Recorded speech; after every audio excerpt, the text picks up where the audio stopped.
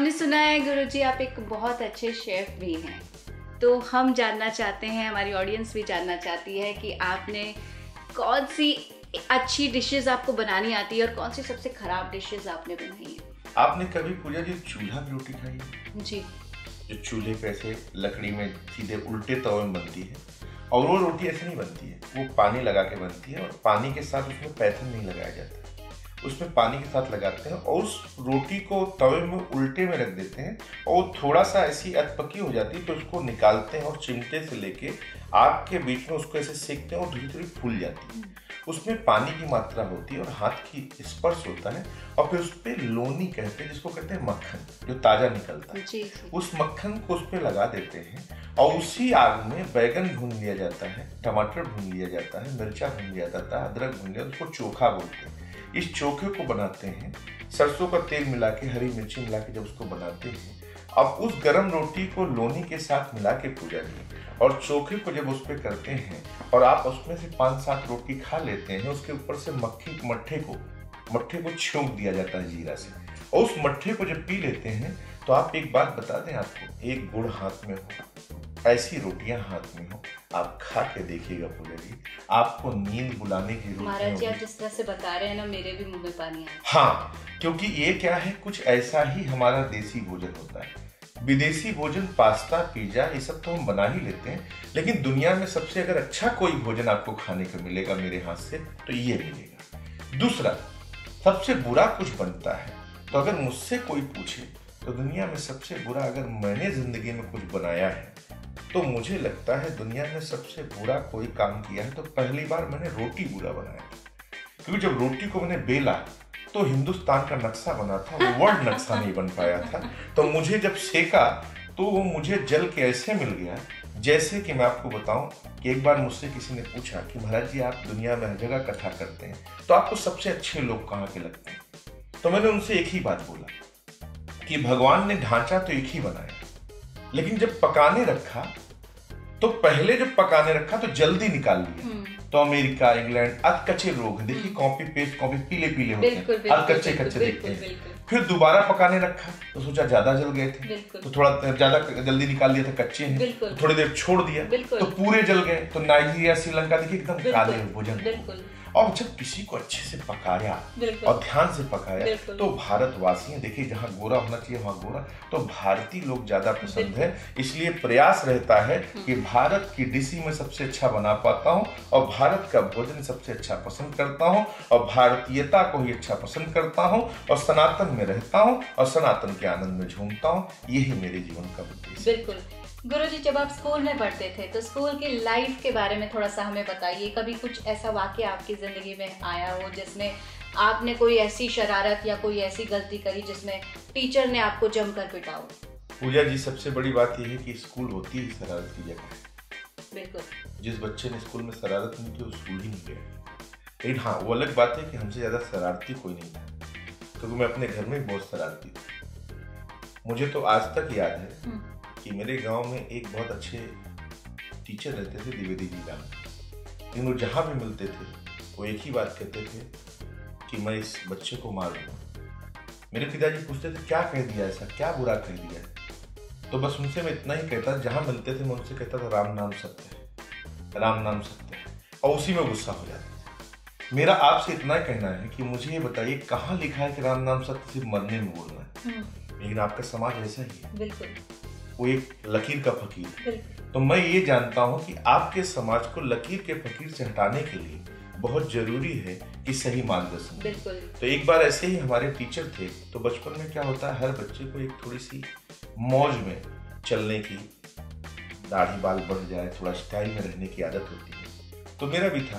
तो एक हमारे प्रधानाचार्य जी थे, वो बड़े परेशान होते थे, तो वो मुझे बुलाए और मुझसे बोले कि ये बताइए ये तुमने दाढ़ी बाल क्यों बढ़ा लिया है?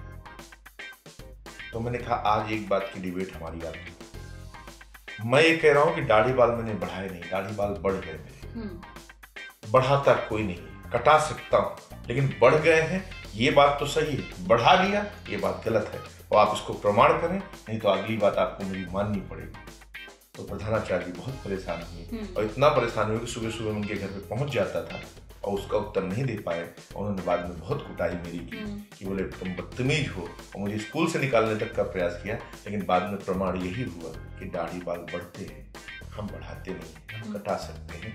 जीवन का सत्य यही है कि जीवन बढ़ रहा है, चल रहा है, हम घटा नहीं सकते, हम सिर्फ जीवन का आनंद ले सकते हैं। तो मैं आपको इस बात से ये सीख देना चाहता हूं कि जीवन में हर मनुष्य को ये जानना चाहिए कि वो सीख हर पल ले सकता है, हर समय ले सकता है, हर बात पे ले सकता है। अगर जीना चाहते हो तो मेरी एक बात जरूर ध्यान रखना, don't waste our time yesterday and tomorrow, enjoy today, because past is the waste paper, present is the newspaper, and future is the question paper, and life is the solution paper.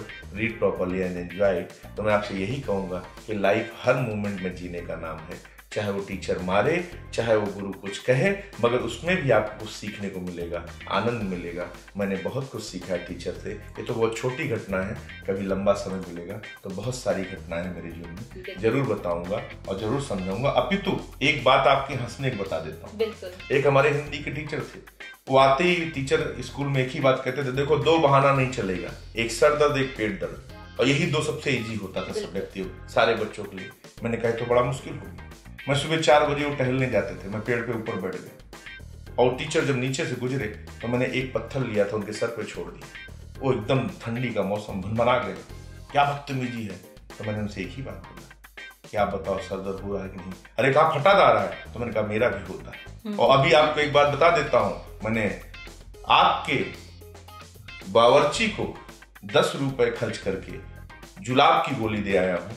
पेट दर्द भी होता है, इसका प्रमाण लेना है तो जाके खाना खा लीजिएगा। कहा तू चाहता क्या है। मैंने कहा मैं जब चाहूं मुझे सर दर्द और पेट दर्द की छुट्टी मिलनी चाहिए। तो कहा मेरी इमेज है स्कूल में। तो मैंने कहा मैं 1 उंगली उठाऊं तो समझो सर दर्द और 2 उठाऊं तो पेट दर्द, तो दोनों में मुझे छुट्टी मिलती थी। ऐसे शरारती बालक हम थे। तो कहने की कोई बात नहीं है, ये तो जीवन है, शरारत पल रहता है, आनंद भर रहता है, लेकिन सबको तभी आनंद मिलेगा, बचपन को बचपन जीना चाहिए। बचपन में 55 देखने लगे हैं, इसलिए आजकल बच्चे बच्चे ही नहीं है, लेकिन बचपन बचपन में रहेगा और 55 में रहेगा तो मौज रहेगा। यही हमारी बात है। टी टाइम विद पूजा में वक्त हो चला है एक छोटे से ब्रेक का। ब्रेक के बाद आपको गुरुजी के कुछ और अनछुए पहलुओं के बारे में बताएंगे। दोस्तों अपने बिजनेस को चमकाओ, ऑल इंडिया डीलर्स बनाओ, कम खर्चा मुनाफा ज्यादा, यही है डीलर बनाओ का वादा। लॉग ऑन नाउ dealerbanaओ.com, डीलर्स का अड्डा। गुरुजी आप इतने हैंडसम हैं, इतने स्मार्ट हैं, तो ऐसा तो बिल्कुल नहीं होगा कि कॉलेज में आपकी कोई गर्लफ्रेंड ना हो। कभी आपको ऐसा हुआ है कि सच्ची मोहब्बत किसी लड़की से आपको हुई हो? कक्षा 1 में हम लोग गए तो तख्ती में पढ़ाई की। कक्षा 5 में जब गए तो इस सब चीज़ों को कोई मैटर नहीं रखता था। तो गांव में भैंस चराना, अच्छे चारा करना और मस्ती में रहना, क्योंकि तब ना सोशल मीडिया था, ना फेसबुक था, ना ये बीमारी थी, तो कोई जागृति नहीं थी। हमें तो याद है कि हमारे सामने महाभारत आता था, रामायण आता था, और हमें आज भी याद है कि अपने माँ बाप के सामने खड़े होकर कभी बात नहीं की। हमारे बाबा दादा के सामने कभी होकर हम लोग आंख मिला नहीं पाए, ऐसे संस्कार से पढ़े। चलो, लेकिन जब 6 में पढ़े तो हमारी किस्मत खराब थी कि जो स्कूल था वो सिर्फ लड़कों का था, और जब 12th तक पास आउट हुए GIC में वो लड़कों का ही था जी। तो जब साथ में लड़कियां थी नहीं तो मोहब्बत का कोई सवाल होता है। अब दूसरे पे आते हैं। आपने पूछा कि किसी से हुई, तो बहुत सुंदर, हमारी अगर कोई जीवन में गर्लफ्रेंड है, हमें जानने वाली थी तो हमारी माँ थी। क्या बात? उससे खूबसूरत न मेरी कोई गर्लफ्रेंड हुई है और ना होगा, क्योंकि मैं इतना ही जानता हूँ कि दुनिया में हर बच्चे की सबसे खूबसूरत कोई अगर जानने और जानने वाली हो सकती है तो माँ हो सकती है, जो 9 महीने पेट में रख के आपके शरीर का निर्माण करती है, और जो ये जानती है कि आप क्या सोच रहे हो, क्या कह रहे हो, और उससे जब हम कोई बात छिपाते हैं उसी दिन हम अपनी अच्छी गर्लफ्रेंड को छोड़ देते हैं। तो मैं आप सबसे ये कहना चाहता हूँ कि मेरी जिंदगी का सबसे सही मकसद कोई रहा है तो मेरी माँ को खुश रखना रहा है। इसलिए मैं अपनी जिंदगी के अच्छे मोमेंट, अच्छे पल अपनी माँ के साथ गुजारा हूँ। और गर्लफ्रेंड का मतलब अगर कोई दूसरी डेफिनेशन होती है तो मुझे लगता है इमोशन रिश्ते होते हैं, तो मेरे दोस्त अच्छे रहे, और दोस्त का मतलब होता है जो आपको समझे, आपसे कोई उम्मीद ना करे, आपसे कोई आशा ना करे, और मैं अगर सही परिभाषा कर पा रहा हूं तो दोस्ती या प्रेम या भाव ये देने का नाम है, लेने का नहीं। और इशारों में ही जो बात समझी जा सके, जहां पे शब्द नहीं हो, इशारों में सब बात हो जाए, वही समझ लेना प्रेम है। जहां शब्द की जरूरत पड़े वहां प्रेम की जरूरत नहीं है। इसका भी प्रमाण मां है। बच्चा रोता है तो मां समझ जाती है बच्चा भूखा हो गया है। बच्चा फिर रोने लगता है तो मां जानती थी उसे नींद आ रही है। कभी भी आप इस बात को ध्यान रखना, सही अगर रिश्ता किसी से रहता है तो इस रिश्ते का नाम सही अगर दिया जाए तो माँ बाप हो सकते हैं। इसलिए मैं उनके बीच में पला, उसी संस्कार में पला, फिर जिम्मेदारियों के उस पहलू में गया जहाँ पे सब माने नहीं रखता था। सक्सेस माने रखता था, नाम माने रखता था, भूख माने रखती थी, नींद मांगने रखती थी। उन मेहनत से पला। तो मैं ये नहीं कहूंगा किसी को मुझसे मोहब्बत हुई हो, उसका मैं आरोपी नहीं हूँ, लेकिन मुझे किसी से हुई है तो मैंने आपको बता दिया, मेरी माँ थी। गुरुजी, महिलाओं की स्थिति के बारे में कुछ बातें करेंगे। जैसे महिलाओं की स्थिति आज वर्तमान काल में एक और महिलाओं की सशक्तिकरण पर फोकस किया जा रहा है, वहीं दूसरी ओर अगर देखा जाए तो महिलाओं को प्रताड़ित किया जा रहा है, अपमानित किया जा रहा है। तो ऐसे में महिलाओं को डरकर घर में बैठ जाना चाहिए या फिर उनको आगे बढ़कर देश में समाज का नाम रोशन करना चाहिए, अपने माता पिता का नाम रोशन करना चाहिए? किस तरह से आप इस चीज को देखते हैं? हम आपसे कहते हैं हम गलत हो सकते हैं, लेकिन भगवान राम से बात करते हैं तो भगवान राम कहते हैं प्रातः काल उठ के रघुनाथा, मात पिता गुरु नावे माथा। पहले माँ को प्रणाम करते हैं। आप एक बात बताइए, भगवान राम जो मर्यादा कर रहे हैं, भगवान कृष्ण जो मर्यादा कर रहे हैं, गार्गी अनसुईया हमारे यहाँ कितना पढ़ी लिखी थी, इस विषय में पूछने की जरूरत नहीं है। हम इतना कहना चाह रहे हैं कि हमारे यहाँ हमारे भगवान ने यत्र नार्यस्त पूजन्ते तत्र रमन्ते देवता कहा है, यत्र पुरुष पूजन्ते नहीं कहा, मगर पुरुष गलत नहीं है। अगर माँ पृथ्वी है तो पिता आकाश है, तो हम माँ के पुत्र हैं लेकिन पिता के अंश हैं। यह कहना गलत होगा कि पिता का कोई रोल ही नहीं है। हम पूर्णतया पिता के अंश हैं, तो माँ बाप की सेवा करना हमारा कर्तव्य है। लेकिन जो अभी आपने प्रश्न किया पूजा जी कि महिलाओं की स्थिति, तो माफ करना, मैं आपसे दूसरी बात ये कहूंगा कि महिलाओं की स्थिति के जिम्मेदार महिलाएं हैं, पुरुष नहीं।